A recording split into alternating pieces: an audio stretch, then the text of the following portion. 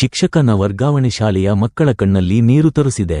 ಕರಡಿ ಸರ್ಕಾರಿ ಪ್ರೌಢಶಾಲೆಯ ಆವರಣ ಇಂದು ಕೇವಲ ಒಂದು ಶಾಲೆಯ ವಿದಾಯದ ಕ್ಷಣವಲ್ಲ, ಅದು ಒಂದು ಭಾವನಾತ್ಮಕ ಸಂಬಂಧದ ವಿದಾಯವಾಗಿತ್ತು.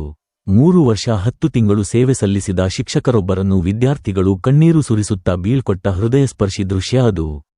ಕರಡಿ ಸರ್ಕಾರಿ ಪ್ರೌಢಶಾಲೆಯಲ್ಲಿ ದೈಹಿಕ ಶಿಕ್ಷಣ ಶಿಕ್ಷಕರಾಗಿ ಸೇವೆ ಸಲ್ಲಿಸಿದ ಗುರುನಾಥ ಕೊಂಡಕಾರ ಅವರು ಬಾದಾಮಿ ತಾಲೂಕಿನ ಯಂಕಂಚಿ ಮಣಿನಾಗರ ಪ್ರೌಢಶಾಲೆಗೆ ವರ್ಗಾವಣೆಯಾಗಿದ್ದಾರೆ. ಆದರೆ ಈ ವರ್ಗಾವಣೆಯನ್ನು ವಿದ್ಯಾರ್ಥಿಗಳು ಮನಸ್ಸಿನಿಂದ ಒಪ್ಪಲಿಲ್ಲ.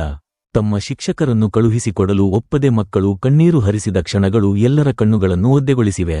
ಕಳೆದ 3 ವರ್ಷ 10 ತಿಂಗಳುಗಳ ಅವಧಿಯಲ್ಲಿ ಗುರುನಾಥ ಕೊಂಡಕಾರ ಅವರು ಕೇವಲ ದೈಹಿಕ ಶಿಕ್ಷಣ ಶಿಕ್ಷಕರಾಗಿ ಮಾತ್ರವಲ್ಲ, ಒಬ್ಬ ಮಾರ್ಗದರ್ಶಕ, ಸ್ನೇಹಿತ, ಶಿಸ್ತಿನ ಶಿಕ್ಷಕ ಹಾಗೂ ಜೀವನ ಪಾಠ ಕಲಿಸಿದ ಗುರುವಾಗಿದ್ದರು. ಕ್ರೀಡೆಯಲ್ಲಿ ಮಕ್ಕಳಿಗೆ ಮಾತ್ರವಲ್ಲ, ಜೀವನದ ಶಿಸ್ತಿನಲ್ಲೂ ಅವರು ಮಾದರಿಯಾಗಿದ್ದರು ಎಂದು ವಿದ್ಯಾರ್ಥಿಗಳು ಹೇಳುತ್ತಾರೆ. ವಿದ್ಯಾರ್ಥಿಗಳಿಗೆ ಕ್ರೀಡೆ ಎಂದರೆ ಕೇವಲ ಆಟವಲ್ಲ, ಅದು ಆತ್ಮವಿಶ್ವಾಸ, ಆರೋಗ್ಯ ಹಾಗೂ ಜೀವನದ ಗೆಲುವುಗಳ ದಾರಿ ಎಂಬುದನ್ನು ಅವರು ಕಲಿಸಿದರು. ಅನೇಕರನ್ನು ಜಿಲ್ಲಾ ಹಾಗೂ ರಾಜ್ಯ ಮಟ್ಟದ ಸ್ಪರ್ಧೆಗಳಿಗೆ ಸಿದ್ಧಪಡಿಸಿದರು. ಅಂತರಂಗದ ದುರ್ಬಲ ಮಕ್ಕಳಲ್ಲಿಯೂ ಆತ್ಮಸ್ಥೈರ್ಯ ತುಂಬಿದವರು ಗುರುನಾಥ ಕೊಂಡಕಾರ ಶಿಕ್ಷಕರು.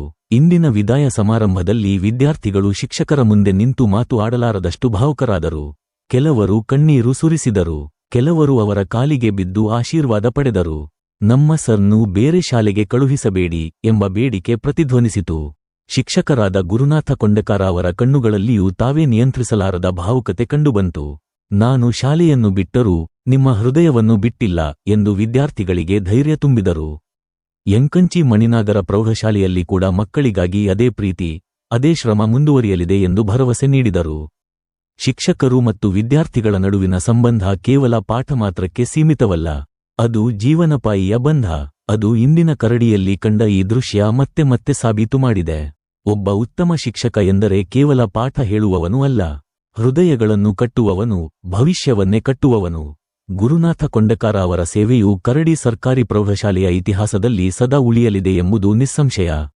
ವೀಕ್ಷಕರೇ, ಈ ಭಾವನಾತ್ಮಕ ಕ್ಷಣಗಳು ಶಿಕ್ಷಣದ ಮೌಲ್ಯವನ್ನು ಮತ್ತೆ ನೆನಪಿಸುವಂತಹವು.